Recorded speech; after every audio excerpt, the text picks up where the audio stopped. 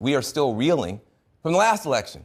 Speaking of last election, 2016, I spent a lot of time trying to understand the messy truth behind Donald Trump's victory. And you might remember, I talked to an Ohio family that had voted for Obama twice and then voted for Donald Trump, the Seitz family. You might remember them. Well, 2.5 years later, I went back to the same house and talked to the same family. I think you might be surprised by what they have to say about Donald Trump today. Take a look.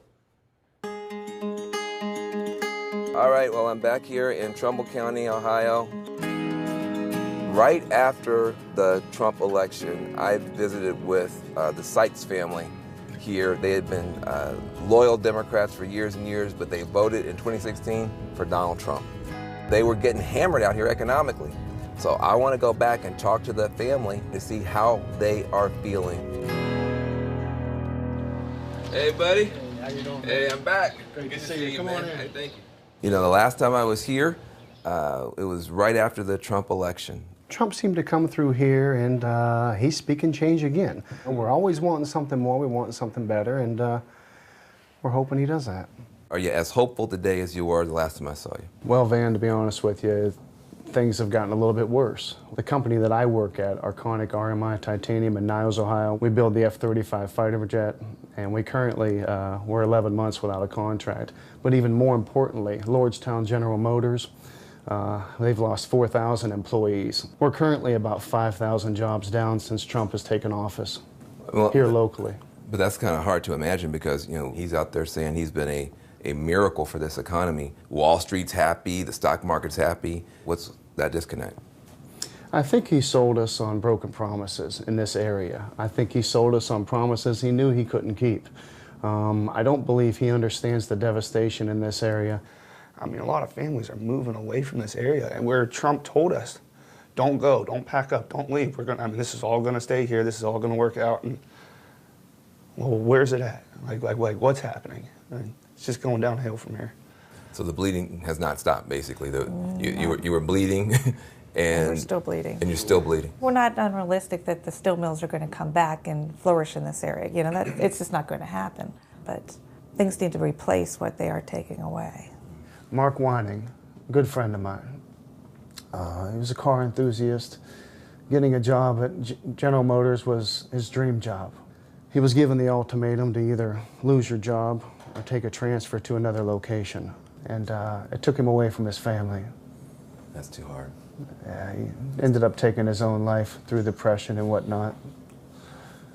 Ended up committing suicide. We need some real help in this area. You know, the Trump tax bill was touted as something that was going to help the economy a great deal. A lot of people said that Trump tax bill helped rich folks more than it helped working people. What is your view of the Trump tax bill? What did we spend in taxes this year? $3,400 we just had to pay in this year. And my actual paycheck was $2.46 more each week. So what, you used to get a refund and now you had to pay in, or? Yeah, we used to get a refund. So you did not get a refund this year? No, we actually ended up paying in more this year than we did any other year. Healthcare costs. He said everybody's going to have the best doctors, everything's going to be great, it's going to be easy. Van, you know, I help my mother out every chance I get. And I moved her home from Arizona so I can help her and be closer to her.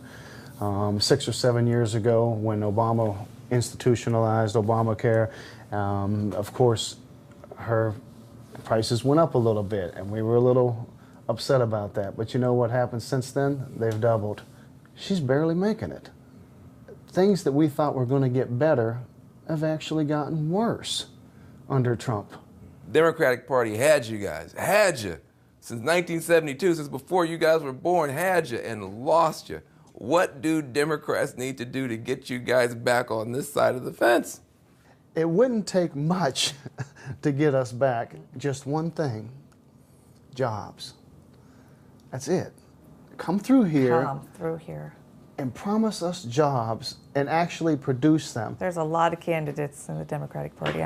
I'm anxious to hear all their sides. Joe Biden was who I wanted to run last time, and he did not run.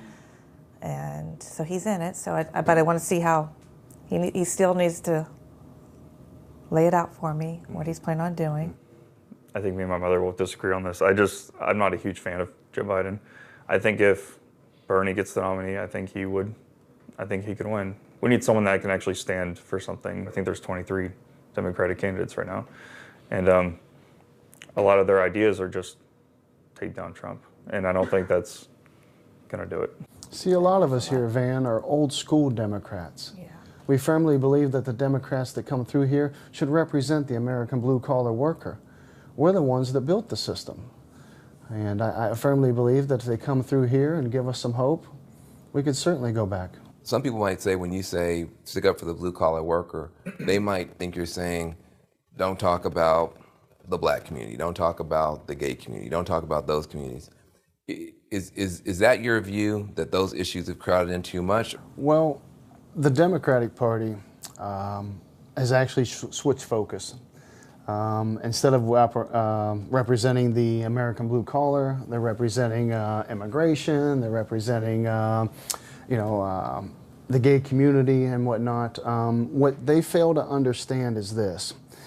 When you're a union brother and sister, you're working with blacks every day. You're working with gays every day. You're working with women every day. And in this area, we're all in it together as true brothers and sisters together. I think there was a time when, right after the election, people who were critical of the Trump voters, saying, these guys, they don't care about this group, they don't care about that group, they don't care about that group. He had the Muslim ban, he's doing the family separation stuff.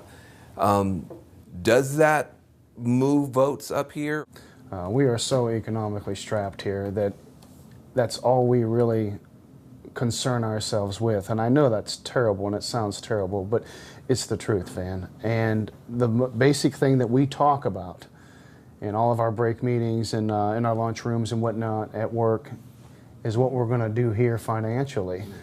It's not build the wall. It's not build the wall. What about this impeachment stuff? Some Democrats say there's enough evidence now, he should be impeached. Other people say, let's move on to other topics. How does the whole impeachment, Bob Mueller, how's that stuff playing up here?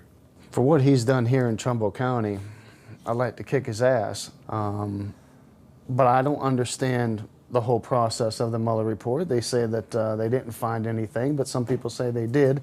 We concentrate more on jobs than anything else, so we don't get into that drama. So who is still open to voting for Trump, possibly? I'm still open. I need to see what the other candidates can offer. Fool me once, shame on you. Fool me twice, shame on me. And that's what I think about Trump. We really thought Trump was going to help us. And he hasn't. He's made it worse.